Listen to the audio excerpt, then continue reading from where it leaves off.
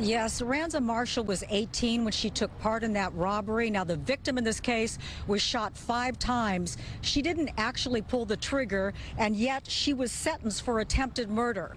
Well, now the penal code has changed, and she has served her debt to society. I was so happy to see my mother standing there because she has been there since day one, and she always had hope.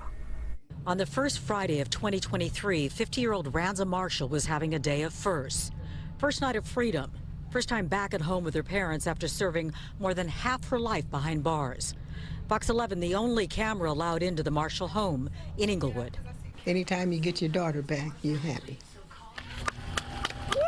Earlier Friday morning, Ranza Marshall walked out of a Chino prison in a video shot by a nonprofit called Unite the People.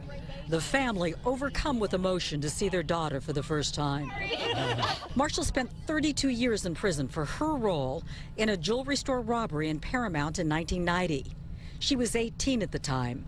You see her in this family photo. The jewelry store owner was brutally shot 5 times but survived. Marshall did not pull the trigger. A new state law was applied, and she was eventually granted parole. 775, that law passed, and that opened the window. You know, it didn't make anything automatic. You still have to go fight. You still have to petition. The victim in this case opposed her parole, stating that he was still traumatized by the violent shooting. What would you say to him? I'm truly sorry, and I pray that he gets some type of healing. And I hope one day he can forgive me, but he doesn't have to.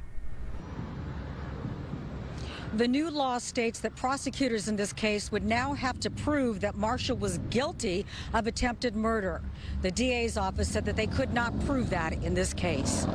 In Inglewood, Laura Diaz reporting live. Now back to the studio.